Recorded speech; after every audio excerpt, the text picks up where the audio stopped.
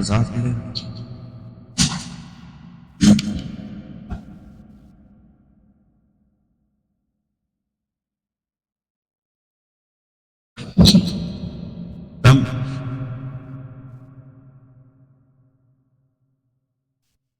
الحديث والخمسون قرأنا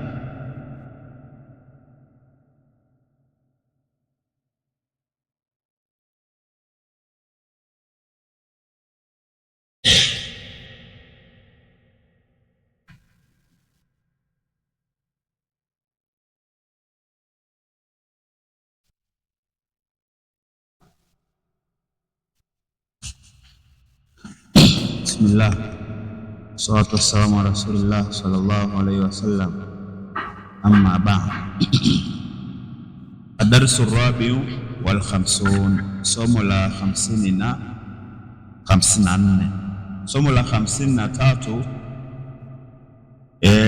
likitutahadharisha na masala ya picha. Hapo umetajwa wanawake, lakini wanakusudiwa watu wote, sababu tumesoma kwa mwanzoni tu kwamba zile sheria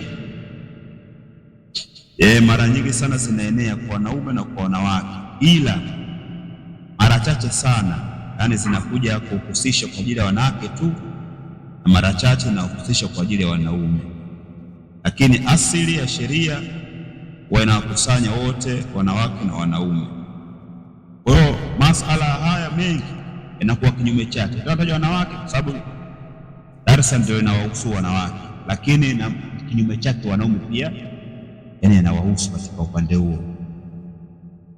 Kwa hiyo ilikuwa ichukuliwe tahadhari. Kwa somo la 54 leo nasema yambaghi ala zauja, yatakikana kwa mke antadhbita nafsaha inda alghadhabi, kuidhibiti nafsi yake wakati wa ukasirika. Yambaghi ala zauja, inafaa juu ya mke. Neno zauja, azauju asili yake ile zauju, yani sema zauju ni kitu, yani kitu kimoja, yani inakusudiwa aidha kawa vitu ambavyo vinafanana viwili viwili, kitu kimoja kile vina mbea mbili, kwa maana khalaqa zaujaini dhakara wal untha, Allah ameumba mbea mbili kwa kitu chenye kufanana mwenzake. Kwa hiyo hapo hapo, kwa sababu mke na mume wanafanana, kwa hiyo katumikane neno hilo hilo. Kwa hiyo likitamjua huyu mwanamke kwa sababu ya taa, tamjua huyu mwanaume kwa sababu ya nini? Kwa sababu hamna taa, lakini wenyewe asili yake ni moja, neno ni moja tu. Kwa ndio maana wakati mwingine hata kiatu na kiatu hivyo naitwa zaujaini vile vile. Anaweza kuuliza aina uftua, kiatu hiki kimoja mkiona kimoja kiona, aina uftua, na kuuliza kiko wapi dada yake au ndugu yake, sema uftua dada yake, kwa akiza kwenda kwenye binadamu, kumbe na kusundua anauza kiatu, sababu vitu vinafanana. Kwa hiyo inatakikana kwa mwanamke antadhbita nafsaha inda alghadab, kuidhibiti nafsi yake wakati wa ukasirika. Hilo jambo la kwanza. Wa alla tatluba at-talaq, na kutokuomba talaka. Wa alla tatluba at-talaqa, na kutokuomba talaka.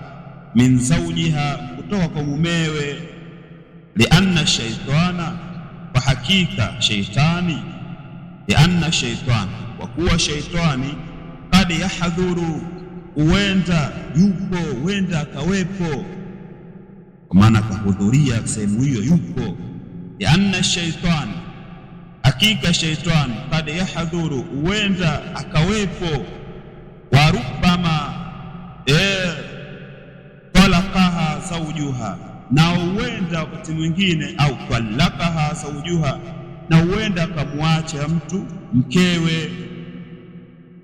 Wa rubbama, na wakati mwingine talaqaha zawjuha, huenda akamwacha mkewe, au akamwacha na mumewe, akaachwa na mumewe, au nakusudia mwanamke. Wakad yakau talaquhu, na huenda, na kwa sababu ikija kada alafu mbele ka fi'l mudhari inaitamili, wakati mwingine tahqiq na wakati mwingine na maana sio tahqiq, ndio maana ndio uende. Lakini ikiwa baada kada afu kafuata fi'l madhi, basi inakuwa ni hakika moja kwa moja. Sema qad aflaha, ni kwa hakika wamefaulu. Qad qamat swala, hakika ni sama swala, sio uende hapo, ni hakika. Sasa hapa kwenye mudhari inakuja vingine. Watu wasoma lugha uko mbele tutazichukua hizo. Wakad yaqau talaquhu, huenda ikatokea talaka yake akamwacha kweli. Wahinaha, na wakati huo taqaul mafasidul kabira, yatatokea mafsadi makubwa au maharibiko makubwa. Wahinaha, na wakati huo taqaul mafasidul kabira, yatatokea mafsadi makubwa. Ala kulli afradi al-usra, juu ya kila sehemu moja katika familia. Ala kulli afradi al-usra, juu ya kila sehemu moja katika familia, yani sehemu hii na sehemu hii, yani pande hii na pande hii patatokea, na maana ni mafsadi makubwa.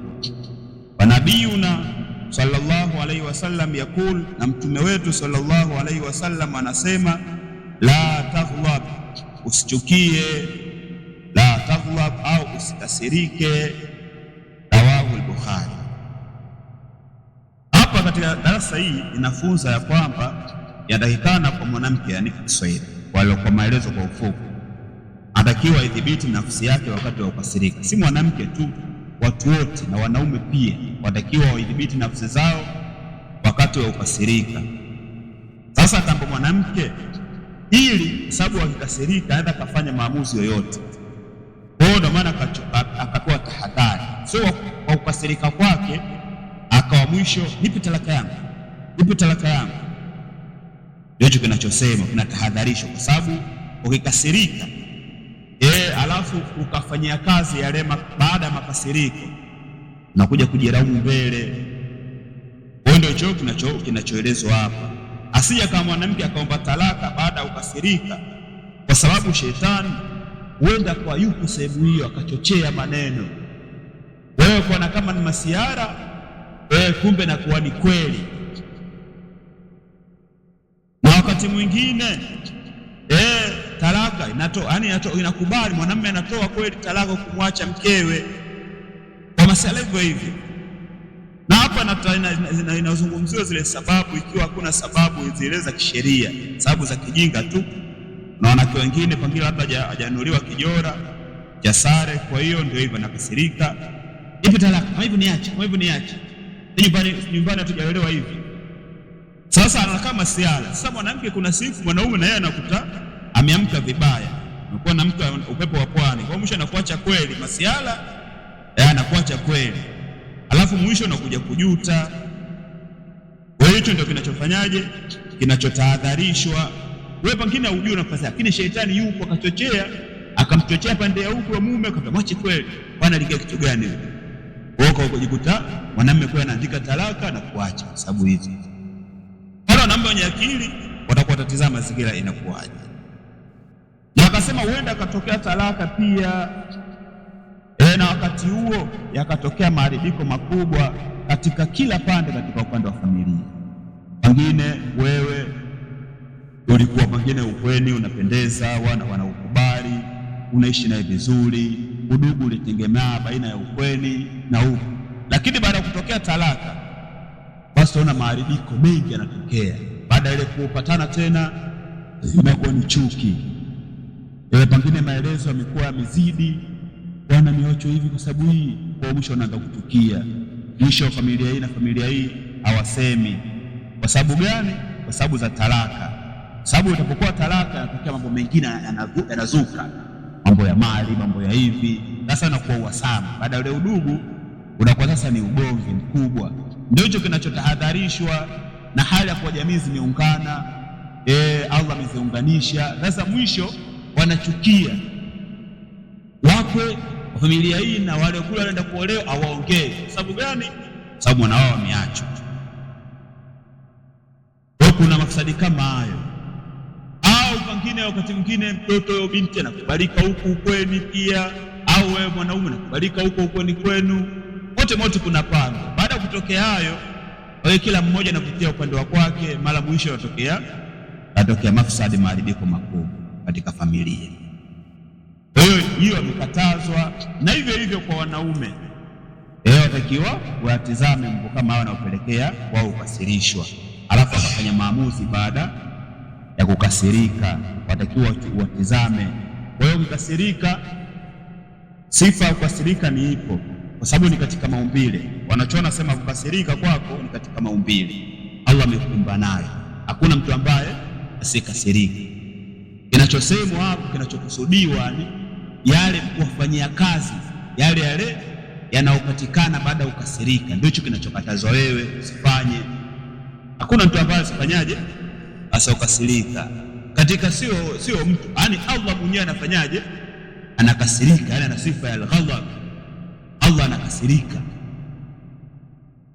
lakini kinachokatazwa hapa kufanyia kazi yale makasiriko. Umekasirika sasa ukafanyia kazi, basi unaona pangine umekasirishwa, ukaona labda ulitaka, kuna fikira yako imekutuma utukana, si ndio hivyo? Wengine kasirisha ndio hivyo, sio fikira zao, na maana ukasirishwa, wanaona hili jekejeke lake lipungue, afanyeje, atukane. Sasa wewe usitukane, useme kwa sababu nimekasirika basi natukana kweli. Hicho ndio kinachokatazwa hapa. Baada umekasirishwa, pengine jekejeke lake mtu amzabe mwenzake, ampige. Sasa wewe naomba usimpige. Ndio hicho kinachokatazwa hapo. Yani matokeo baada ya nini, ya ukasirika ni kufanyia kazi, hiyo ndio inakatazwa. Lakini ukasirika wewe utafanyaje? Utakasirika, sio? Yani ukasirika kupo kinachofanyika, na maana yeye baada ya kukasirika unafanya nini? Ndio maana kwenye hadithi ikaambwa Mtume alipomwambia yule sahaba alimuuliza amuhusie, akamwambia la taghdhab. Mtume anarudia neno la taghdhab, alafu mwisho akamwambia aje, imlik nafsaka inda al-ghadab, sio? Yani imiliki nafsi yako na wakati wa ule ukasirika, yani usifanye maamuzi. Ndio hicho kinachosemwa hapo. Ndio Mtume sallallahu alaihi wasallam anasema la taghdhab, sikasirike, kwa maana usifanyie kazi baada ya ukasirika yale ambayo uko nafikiria unayawaza, usifanyie kazi kwa muda huo. Na hivyo hapo kuna funzo. Unaona watu wengine ukoolea matala pale, wanakutaka sehemu, wanachukizwa na kasirika. Sasa pale unapokasirika, mwisho nipe talaka yangu, yaani anachoomba wao ni kama talaka tu, nipe talaka yangu. Mwambie kwa nakupenda, mwambie kwa nakubeba, sio anapenda kuenda kuoga. Lakini baada ya umemolea mwingine, lazima hapo utakuwa kuna mpindi, nipe talaka yangu, nipe. Sasa wewe usije ukaja upepo na wewe kufanyaje, ukampa talaka. Wewe kama umechukizwa, kuna maneno yalopoka wewe. Sasa wewe watakiwa ndio utulize wengi katika miongoni mwa sababu za kukimbia yale makasiriko, yani kutokufanyia kazi. Kwanza, na maana mtu anaambiwa kama hana sehemu nyingine ya kwenda, basi kachukue udhu afu aswali raka 2. Anasema zile hasira zitarudi na zitafungua. Kama ulisimama, basi naambia pia kaa. Kama sema udhu hauna sema kuswali raka 2, basi kaa. Au kama kuna fursa ya kutoka, basi wewe toka, nenda sehemu nyingine au nenda ndani. Hiyo katika miundombinu zinaelekezwa na wanachuoni za kuimiliki ile nafsi. Ukikaa pale wakati mwingine unaweza kukaa usikia neno limekuamsha kwa mtu mara moja baada kumzaa. Lakini ukitoka utakuta yanapita. Sasa unamkimbia. Bokora utasema anakimbizwa na mwanamke. Hiyo sio shida wewe, kwa sababu kuna kitu nakilenga. Anakimbizwa na mke jamaa. Ndio wote nakaa naye hapa. Kumbe sasa hiyo wewe usifikirie katika upande huo. Allahu musta'an. Huo ni sehemu ndogo, lakini pia na maana kubwa. Ad-darsul khamis wal 50, somo la 55. La budda, hakuna budi, hakuna namna, hakuna jinsi. Maana za Kiswahili isiyokuwa na budi utendo.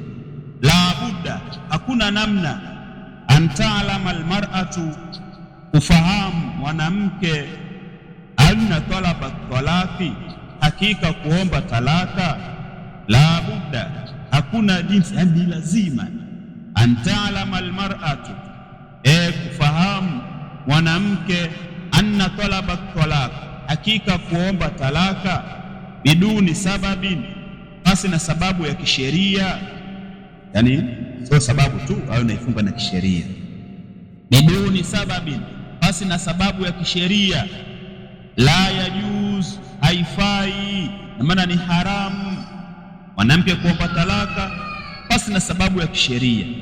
Ikiwepo sababu ya kisheria anaomba. Sababu ya kisheria kama ipi? Pengine mwanaume yani asimamie majukumu yake. Katika majukumu mwanamume pengine aveshi, alishi, yeye kajua kuoa tu basi. Kwa hiyo vitu vingine vyote anajihangaikia mwenyewe. Kwa hiyo kitu kikubwa kama kuto kutimiza majukumu yake, kama kuto kulisha, haya ni majukumu yako. Kwa hiyo sababu hizi, afu kanasiiwa, kaitwa pengine kanasiiwa, lakini yeye bado yuko anaendesha na usawavu vile vile. Mwanamke hapa inajuzu na maana inafaa kufanyaje? Nafaa nini? Kuomba talaka. Lakini kama si sababu ya kisheria leo ikatazwi. Kama sio sababu ya kisheria ndio nakukataza. Kama sababu ya kisheria anaruhusiwa. Asema la yajuzu, haifai.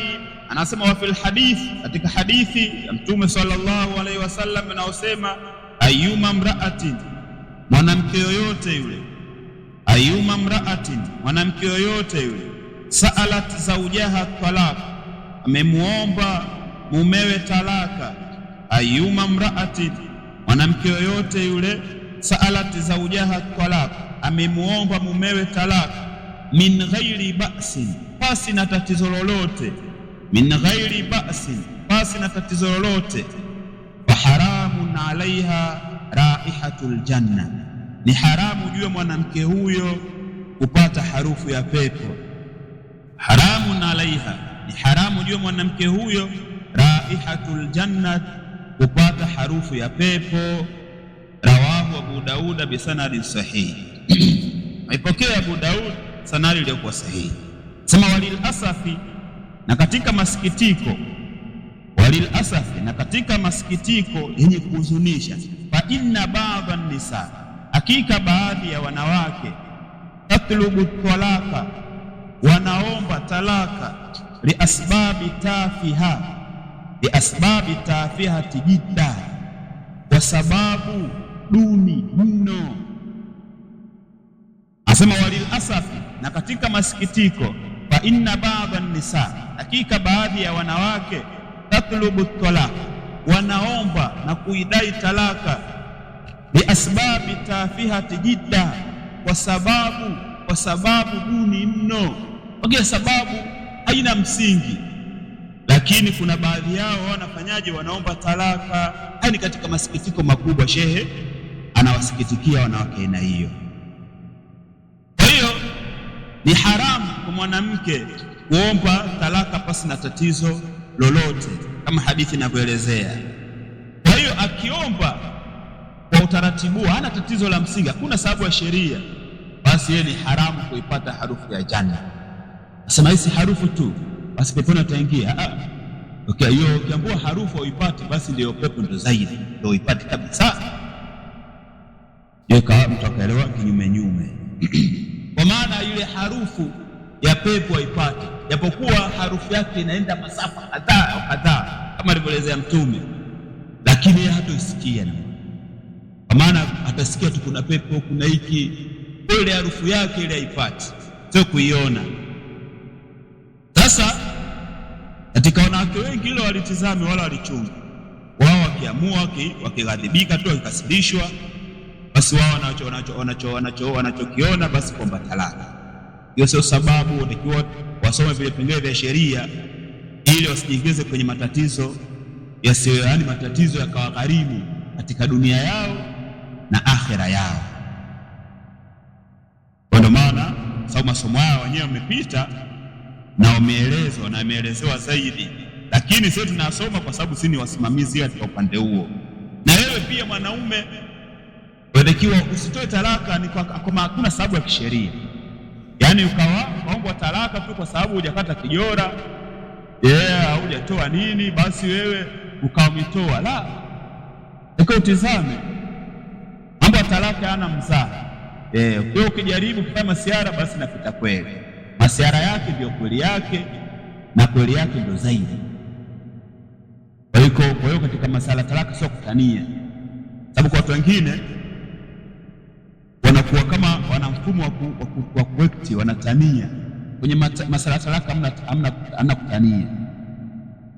Kama mwanamke anasumbua sana pengine akutii, unaweza ukampa moja kama kumwadabisha, ikiwa huyo mtu unamtizama na akili zake anaadabika kweli.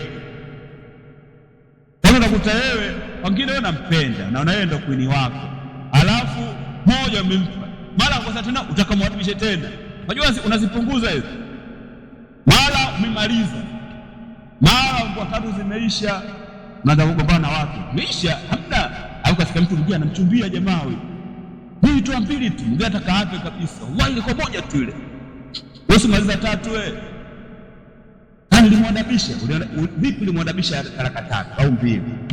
Mwadabishe moja tu, kama kumpa adabu, kama ataadabika kweli na hizo talaka. Lakini ujue hiyo moja ukiitoa, ushaitoa sehemu yake. Wewe kuna fursa ya mbili tu mbele. Ukizimaliza hizo, basi wewe utakwenda kukugharimu, amkosa mwanamke huyo hadi aolewe tena na mtu mwingine. Hiyo safari nyingine sasa muache, au mwingine hataki kumwacha. Kwa hiyo unatakiwa ulitazame. Kwa hiyo una namna ya kumwadabisha, na sio wasipendelee sana katika upande wa talaka, sababu ikisha kama hivyo, mwisho unakuja mafsadi makubwa. Fursa hamna, kurejea hamna, mwisho unajikuta unajiweka wewe kwenye kizuizi. Sasa hiyo ni changamoto nyingine. Kwa hiyo shehe anawasikitikia wale wanawake, baadhi ya wanawake wanaomba talaka kwa sababu iliyokuwa duni, yaani aina ya msingi. Mwingine anaenda kuomba talaka mwanamke mwingine kwa sababu hujamtoa out. Kwa hiyo tokea umetoa miaka mitatu, angalia tendo lao hujampeleka, sio maumu. Wangu kiasi kwa napelekwa huko, basi nipe talaka yangu, sababu yeye hajatolewa out. Wala out kitu gani?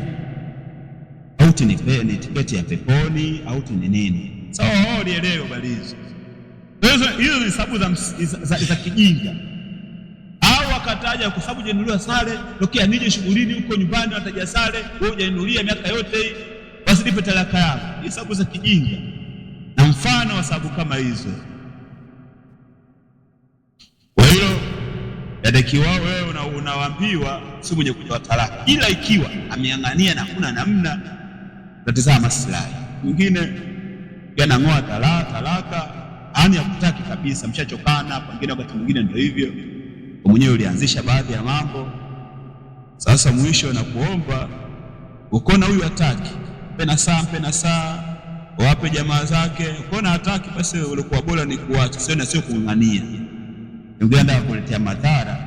Wana Kenya siku hizi wakili zao mbili na kusubiri usiku, nasema jamii nitakuwa ngaliba mara ya pili, yani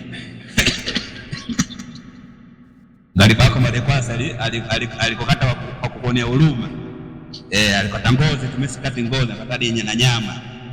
Sasa usije kaangania, alafu mwisho ukaanza kupoteza na maisha. Kwa tazama ni maslahi, kuna naangania, bora kuachana naye, Allah atakupa mbadala. Ad-darsu sadisu wal 50, somo la 56.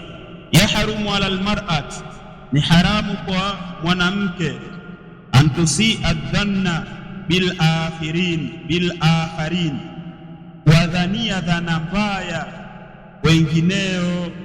Yahrumu ala almar'at, ni haramu kwa mwanamke, antusi adhanna, udhania dhana mbaya, bil akharina, wadhania wengine. Kwa hiyo kawa mwanamke awadhania dhana mbaya, kuwadhania wengine.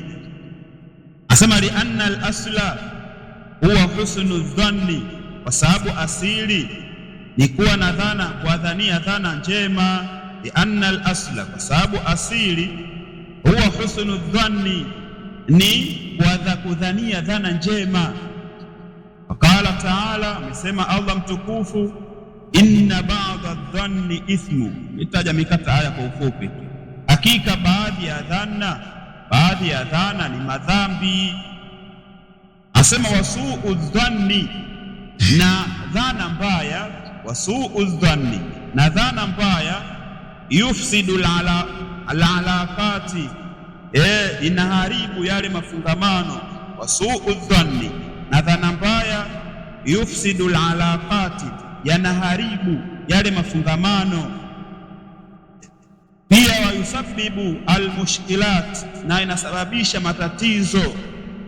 Yo dhana mbaya, yusabbibu almushkilat, inasababisha matatizo mengi. Wa khasatan baina alaqaribi, na haswa katika ndugu wa karibu, hasa katika ndugu wa karibu. Kwa ni haramu kwa wanawake wadhania dhana mbaya kwa wanawake wenzi wao au kwa wanaume.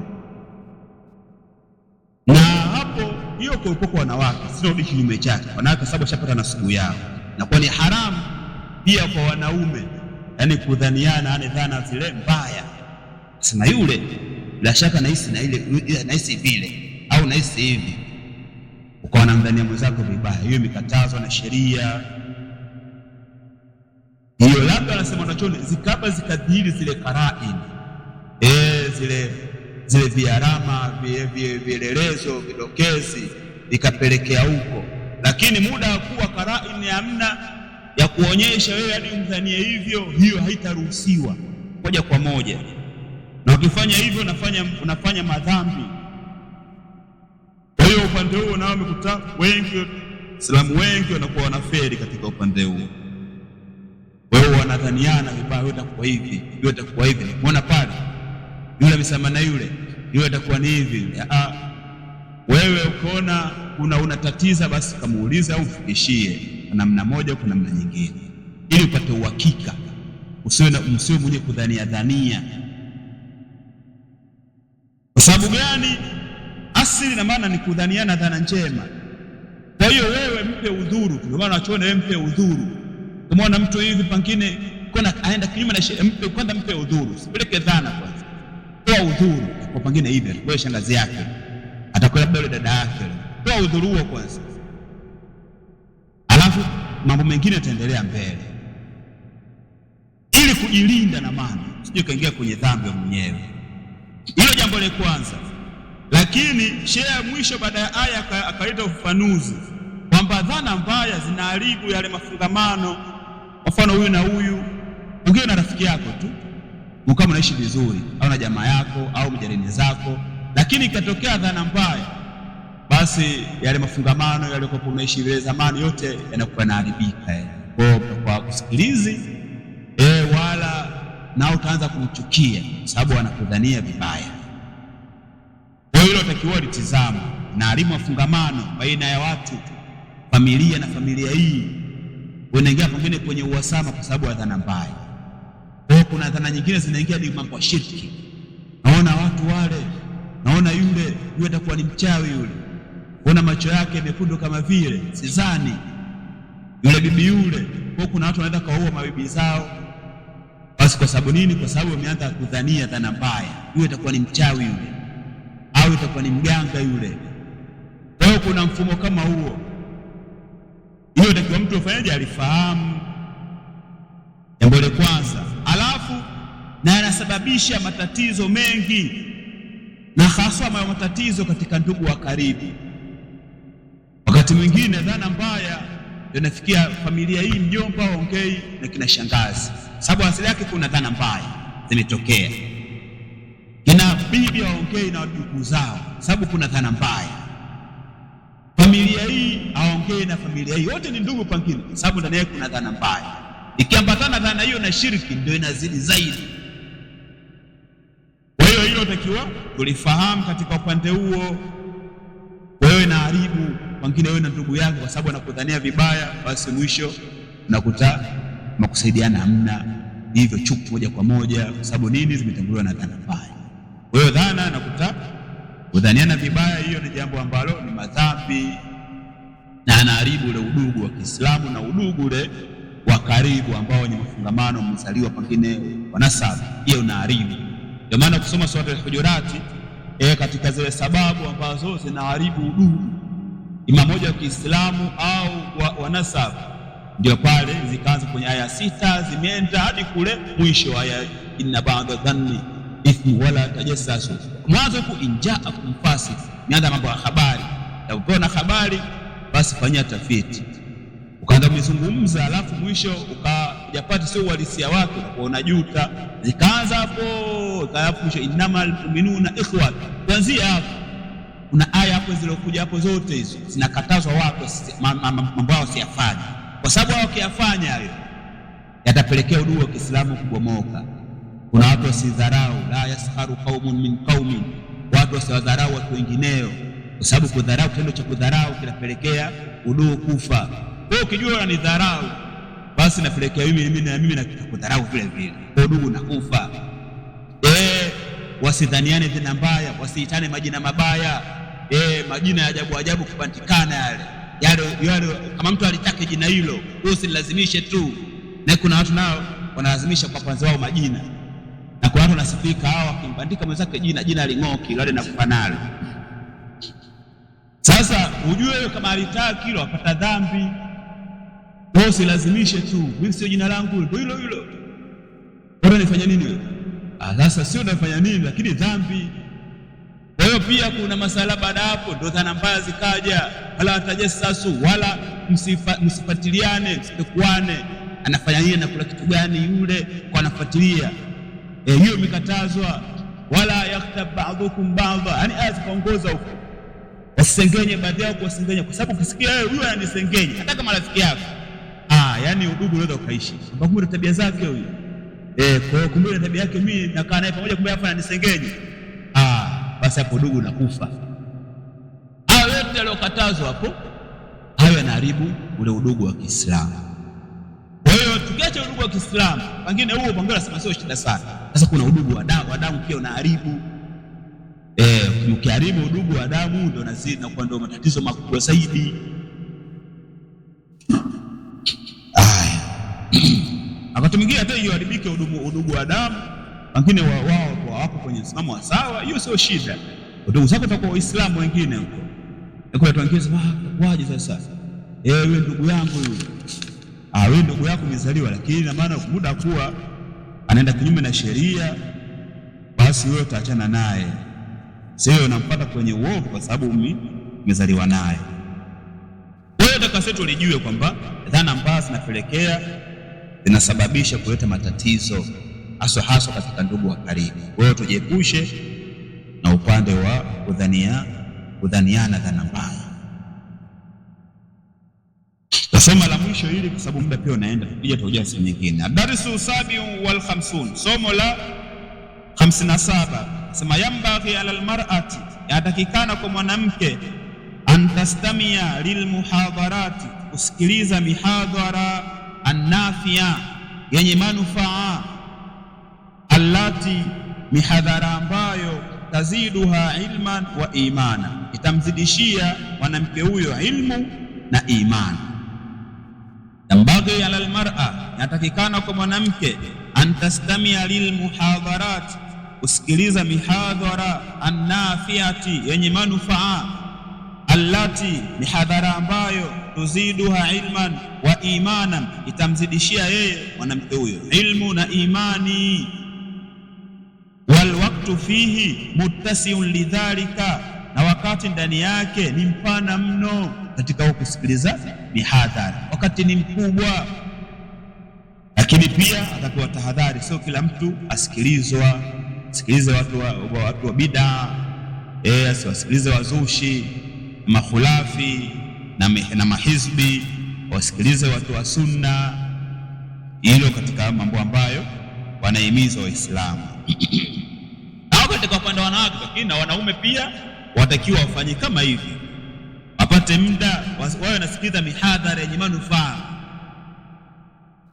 wakati hamna. Sheikh anasema wakati upo mpana tu. Kwa sababu gani? Sababu mihadhara Konstantini wote kwa anafanya mambo yako, upo kwenye biashara yako unasikiliza.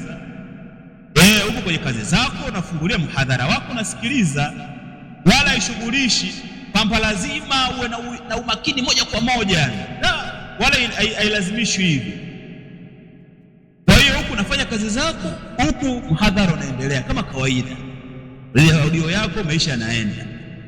Huko kama unalima kama shambani, kwa redio yako unaenda unapeleka jembe mdogo mdogo tu. Wakati upo unasema wakati nitapata wapi? Muda kumzika nyewe na kuwa muda mdogo sana. Hapo napolima ufanyeni usifanyaje? Usisikilize mihadhara. Kwa hiyo anasema wakati upo, lakini kuna wengi hapo unakuta hawafuatilia habari hizo. Bali wengine wakajitia udini, wakabada usikilize mihadhara mionufaa na kusikiliza nashidi. Na kusikiliza nashidi, kusikiliza Maid Zain, Mishari, Yusuf Abdu, sijui nani, sijui Samnani. Hapo napoteza muda. Nashidi na hiyo na huo muziki wote ni baba mmoja mama tofauti, lakini yote na hukumu moja.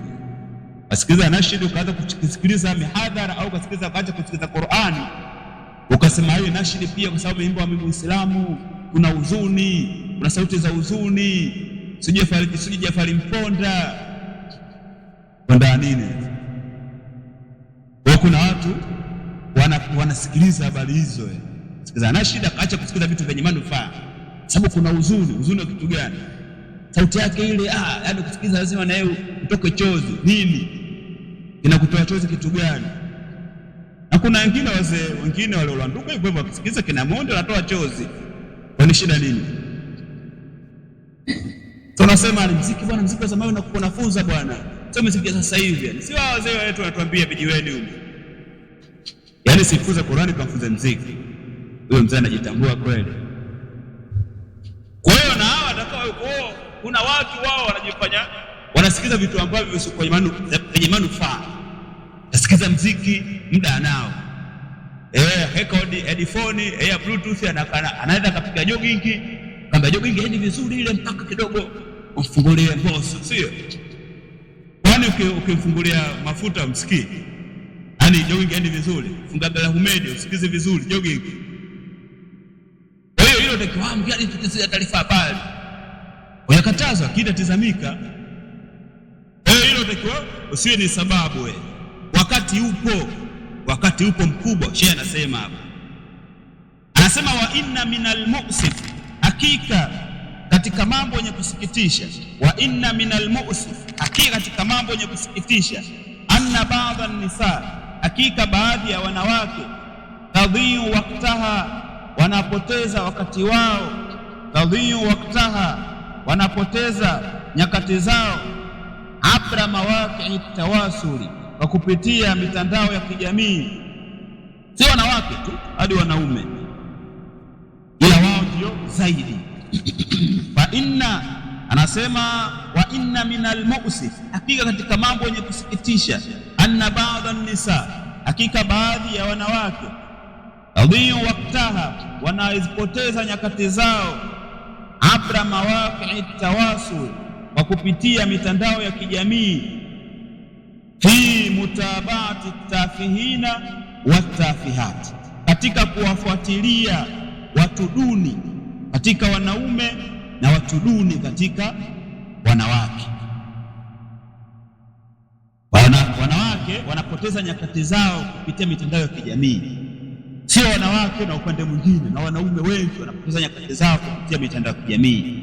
Mtu anatoka anaanza Telegramu, anaelewelewi, anarukia Insta. Saa huko atakaa pengine saa nzima huko Insta, atakaa huko, mara ataruka huko hadi WhatsApp kama starter huko na mengineyo, atarudi huko akae sana, mara kurudi imo akitoka imo mara karudi kaenda siki wapi, kaenda Twitter huko, hajakaa sana huko, sababu kuna baadhi ya application hazina mzuka. Ndio TikTok kwanza, TikTok kwa kidogo hapo anatulia, kuna wenge pale, atarudi huko atakaa hapo masaa mawili, akitoka na hapo anakuja YouTube. Huko YouTube atakaa kama saa 6 huko, yaani huko hamna shida, huko atoka vichekesho hivi. Akitoka na huko utakuta mwingine anamalizia sasa labda kwenye FB kama ndo saa 6 usiku hadi asubuhi. Mahali wasiokuwa na wake huko ndo anakesha huko. Kwa hiyo hilo alifichikani. Kwa hiyo wanasema sasa kecha hao wanawake na wanaume mfano wao ndio hivyo. Sasa wanawake utakuta hao kwenye TikTok, kwenye Instagram, YouTube, yani huko wanapoteza muda mwingi sana. Yani akiwa mwanamke kama na TikTok, basi atakuwa na vitu vingine. Instagram atakuwa huko anapoteza muda mwingi. Na wakati mwingine yale mambo ya msingi mwenyewe yafanya. Kuna kupika, unaweza karudi ukaambiwa kupika kuja pikwa. Akaifanya naumwa, niko na kichwa, kumbe sina kupona mbiti. Sio kichwa la nini? Yaani uko namaliza huko. Sasa wewe hawezi kukwambia mimi niko kwenye simu huko, niko TikTok, hawezi kanyang'anya simu wenyewe. Kwenda kwa kupona kichwa, sijui alikuja mgeni, ilikuwa sijui hivi, rafiki yangu kuna msuka. Kwenda atakupangia mistari, kumbe kuna shida huko. Sio hivyo tu. Inapelekea diwe vitu vya muhimu kama tukuta chakula. Wengine wanawake wengine ndio hivyo, wameweka vyakula kwenye gesi huko au wameweka kwenye mkaa. Basi kuja dagaa unakuta ni majani ya maboga meusi mno, yaani yashaungua kabisa. Maharage kila siku wewe unakuta maharage yananuka harufu, yanaungua kila siku. Yaani anakupa udhuru, nitoka hapa, yaani tia mkaa mwingi, si nikaenda dukani hapo kudi, maharage yameungua. Yaani hivyo juzi hivyo. Kwa nini kila kitu kwa maharage yanaungua? Hapo kuna simu na maana hapo inakuwa ina bando muda mwingi. Na wakati mwingine wengine tukiacha huko watu kwenye mashanya wa channel ambao wana matv na kutoka kwenye channel huko wakifuatilia silsila, basi huko mambo mengi yanakuwa yanaharibika. Ndio vyendi kwa wakati. Ndio hicho kinachosemwa hapo. Sasa katika upande wa wanawake ndio zaidi, kwa sababu muda mwingi wanakuwa nyumbani, wanautumia wakati wao ni vibaya. Na wanaume hivyo baadhi yao wengi wana mfumo hiyo, wana mwengo na kuna mshughulisho mchana. Lakini wakipata fursa, siku hizi kuna wifi za bure hizo. Wenyewe wanasema za bure, hamna kitu cha bure. Sema wewe unadanganya, sema ndio cha bure tu. Kwa sababu unamwibia mtu. Kwa sababu utakuta watu siku hizi wana mfumo wa kuskani. Ndio tu hapa huyo nani? Awanga asikati hapa password mimi na skani hapa. Imekuja. Bora tumia kitu chake unamwibia, ni pasi na ridhaa yake. Huu ni wizi. Labda kama watu hawajui, yani kwenye smartphone, yani uskani, yani password ya mtu weka ificha, lakini wewe unaiskani ili uzione zile password ili upate kutumia internet yake. Huu ni wizi kama wizi mwingine tu. Na hapo sio wizi, angewaambia watu bwana, hapa internet bure tu, njooni. Kwa anakimwambia mtu mmoja tu, bwana hii ni bure na kwa hamna haina haja kuweka password. Ila kadi password na wakati mwingine kadi limit ya watu 3. Lakini akija mwenyewe anakuta ushaja atada izime kwanza. Aizime afu aishe tena. Anaanza anajiconnect mwenyewe, wengine akipata huko shauri lao. Lakini bado wizi hivyo. Wewe utakuwa bado wizi hivyo, muda wa kuwa unamatumia pasi na ridhaa ya wenyewe. Kwa hiyo itakuwa hilo litizamwe pia. Kwa muda kwa internet sasa hivi bure tu. Maisha yamekuwa rahisi. Sio rahisi. Au maisha yanaika magumu wewe mwenyewe. Lakini pia utamaliza wakati wako.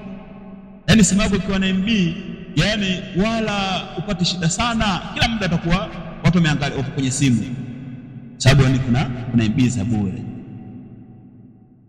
Sasa watu wengi wakati wao wanaumaliza huko. Katika nini? Ndio Sheikh anasema katika kuwafuatilia fi mutabati atafihina, katika kuwafuatilia watu duni katika wanaume. Watu duni kina nani? Watu duni wale ambao wasiokuwa na thamani mbele ya Mola wao, au ndio watu duni. Kwa kuna watu wanafuatilia wasanii, hao ni watu duni. Vichekesho, hao ni watu duni. Wawe wa kibongo au ziwe za mbele hizo, hao wote ni watu duni.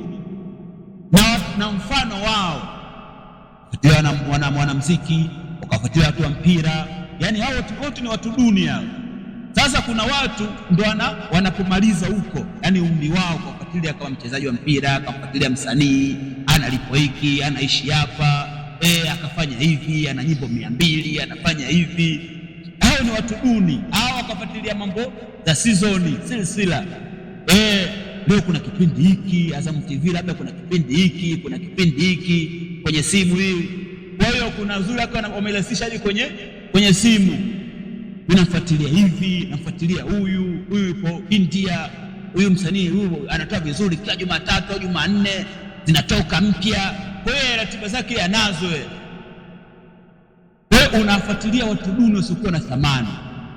Kwa wakati wao wengi wanaomalizia katika upande huu. Sasa hilo ndo anawasikitikia share, yani wanaomaliza wakati wao katika upande huu na muda wanao. Lakini huyo hajawahi kusikiza muhadhara, hajawahi kukaa nusu saa kusikiza muhadhara kapata faida, yani muda huo yana. Na pengine tokea zalio hadi sasa hivi ukamuuliza na mihadhara mingapi, pengine hata mmoja au ana miwili, pengine miwili hajamaliza yote kuanzia mwanzo hadi mwisho. Kwa sababu gani? Kwa sababu yupo busy kwa kufuatilia watu duni. Sasa hawa washaambiwa watu duni, kwa hiyo muda kwa ni duni, hawana heshima mbele ya Mola wao. Sasa ikiwa Mola wao wenyewe hawana adabu, sasa vipi wewe? Na maana wewe unakufanikiwa na kulia kwa lipi? Wewe unapoteza muda. Na wakati mwingine licha hivyo utaangalia haramu, utaangalia mtu haruhusiwi kuangaliwa, una wanawake wapo uchi, wenyewe wasema mivaa lakini wapo uchi, na kwa ni haramu, wewe unakuwa unaangalia. Au mnafumba macho, sio pite mwe. Kwa hiyo na bali ndio wakifika kwa ndio hajavaa vizuri ndio mnakodoa zaidi yani. Au unagandisha kwanza. Bwana nenda resi hapo. Sio? Kwa hiyo nataka watu litizame, muda mwingi watu wanamaliza huko. Anasema wakati tamdhi alaiha al-asabiu, huenda ikapita juu mwanamke huyo wiki kadhaa. Wakati tamdhi alaiha, huenda zikapita juu mwanamke huyo al-asabiu, wiki kadhaa, yani wiki nyingi. Anasema wa hiya lam tasma li ayi muhadharatin nafia, na yeye hali ya kwa yeye hajasikiliza muhadhara wowote wenye manufaa. Wa hiya lam tasma, na hali ya kwa yeye hajasikiliza li ayati muhadharatin nafia, muhadhara wowote wenye manufaa. Zikapita wiki kadhaa haje kusikiliza muhadhara, haje kusikiliza darasa. Sio hiyo Qur'ani tu na kusikiliza pata ujira, haje kusikiliza. Napita wiki kadhaa, sio wiki, mwingine mwezi, mwingine ukisubaa hata mwaka, yani mhadhara mtu hajafanyaje, hajasikiliza. Kwa hiyo hiyo ni hatari, sababu mihadhara hiyo kutumia manufaa itakuta kuna sehemu natajwa masala mambo ya umuhimu, na pengine hujasikia, pengine wewe ndio unafanya pengine katika mambo hayo au ya haramu yaliyokatazwa, yanakutanabahisha, mwisho na kutarudi kwenye usawa, sababu ni sehemu katika nasaha. Sasa hujasikiliza, unafuata mambo mengine, kufuatilia watu duni. Kwa hiyo tunataka tuchukue tahadhari, hasa sisi wanaume. Sisi mara nyingi sana ndio wasimamizi. Kwa hiyo ikiwa watu wa nyumbani kumwacha tu walilaolela, basi wao wanafanya na kawaida tu, na wewe sasa burudisha hapo nyumbani. Unajua hapo nyumbani unakaa kuanzia asubuhi hadi jioni, unakuwa akili zinachoka. Kwa hiyo upate kitu kidogo cha kutuliza mawazo. Ndio maana ataanza kulilia TV, ataanza kulilia, au kama hamna TV utalilia simu. Ataanza kulilia, baada ya simu uweke na bando au funge wifi, kwa sababu yeye muda mwingi atakashinde huko ya mitandao. Lakini unaweza kaweka mahadhara, hata hiyo mihadhara hiyo kaweka yote, niangalie siku hii umejasikia hata mmoja, hii kitu gani? Kwani kina nani? Wewe unapata faida gani kwanza? Wewe hujasikia hata mmoja, ukiona na Dalamedi, Dalamedi, aona kama ni ule tu. Ani flash nzima kaweka mtu mmoja tu. Wewe unataka niweke watu wangapi? Kwa hiyo hilo ndio tulitizame kwa jamaa zetu, na sisi wenyewe pia ndio tuwaidhike, tusimalize yani muda wetu katika mitandao ya kijamii. Mitandao ya kijamii inatumalizia umri, yani tukipiga wastani, yani wastani mkubwa umri wetu tunamaliza kwenye simu, kwa wale ambao kwenye smartphone. Wengine wanaweza kawa huko game, ikiwa pengine hana bana, basi utakuta kwenye simu ya mtu kuna magemu mengi, yani sije kuna nani Dragon mjinga gani? Yani kuna UEFA umuhimu ameambiwa mipira zile za nini, zile za kubeti zile nini zile PS. Siku hizi kuna magemu mfumo wa PS kwenye simu. Kwa hiyo utakutokala kitandani huko anafoka tu. Kuna nini hapa? Kumbe kuna PS anaikimbiza ni kombe la dunia ni. Na hiyo vijana wengi yani kama simu zao hapa wanapisha walete simu zao tatu tu hapa. Kama jamna yani utakuta kama hamna faili hilo la mpira. Lazima tuwe kama vile namburudisha kidogo na kupoteza muda. Muda unapoteza kweli, muda ni mali. Haruhusiwi kupoteza kwa staili hiyo. Kwa hiyo hilo tutakuwa tutazame. Sije tukaanza kujilaumu mbele ya Allah, sijapata muda. Kweli kuna tamani kusikiza muhadhara, sijapata muda, lakini kama muda unao. Kwa hiyo sio sababu ya msingi hiyo. Kwa kila mmoja alichunguze. Inshallah tukija kesho tutamalizia risala.